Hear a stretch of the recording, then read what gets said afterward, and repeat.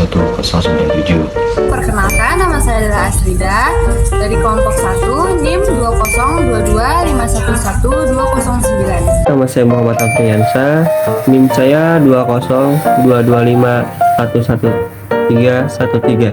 Nama saya Muhammad Arega Kurungan, NIM 2022511390. Nama saya Rika Nur Hasana dari kelas F322 dengan NIM 2022511370.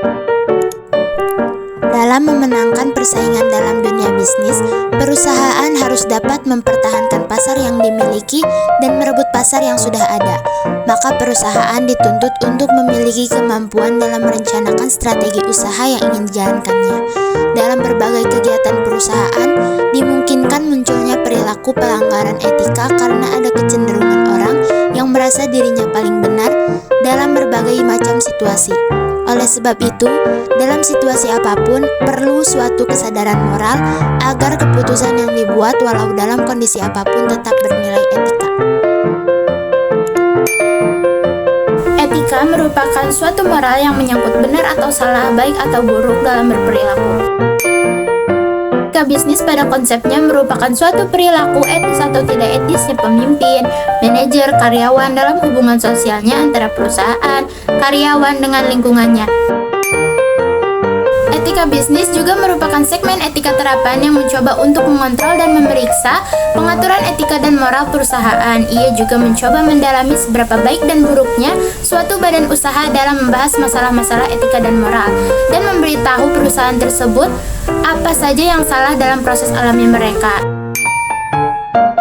Nah, kelompok kami akan membahas beberapa etika dan moral yang harus ada dalam suatu perusahaan, mulai dari produksi, administrasi, keuangan, hingga pemasaran.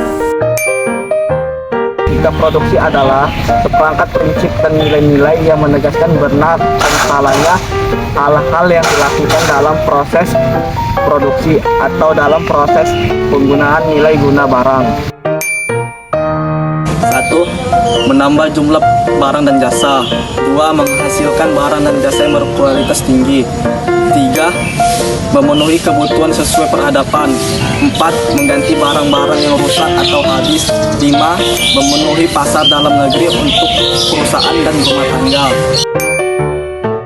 Yang dimaksud etika keuangan di sini bukan tentang uang, namun tentang pasar atau sumber daya keuangan. Misalnya pasar keuangan, investasi, perdagangan, dan lain-lain.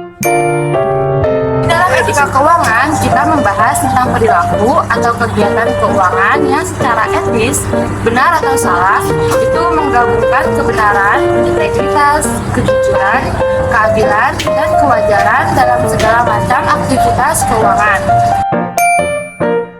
1. Menyediakan standar kode etik. Yang kedua, etika dalam keuangan meningkatkan kepercayaan dalam transaksi bisnis. Yang ketiga, etika membuat perilaku dan aktivitas bisnis menjadi harmonis. Etika manajemen sumber daya manusia dapat diartikan sebagai ilmu yang menerapkan prinsip-prinsip etika terhadap hubungan dengan sumber daya manusia dan kegiatannya. Manajemen sumber daya manusia memainkan peran penting dalam membantu organisasi untuk meningkatkan nilai-nilai etika organisasi. Fungsi sumber daya manusia melindungi organisasi dari tindakan-tindakan yang tidak etis dari karyawan. Penyebab perilaku tidak etis meliputi 3 aspek, yaitu 1. Karyawan memiliki kemampuan kognitif yang rendah. 2. Adanya pengaruh orang lain, keluarga ataupun norma sosial. 3. Adanya ethical dilema. Etika bukan secara penting karena membantu perusahaan untuk mendukung hak dan kehidupan konsumen. Hal ini merupakan bagian penting dari banyak percakapan tim pemasaran, rapat perencanaan, dan strategi. 1. Melindungi kesejahteraan konsumen. Yang kedua yaitu mendukung kesejahteraan karyawan. 3. Bertindak sebagai contoh yang baik bagi perusahaan yang lain. Keempat yaitu menarik dan mempertahankan pelanggan.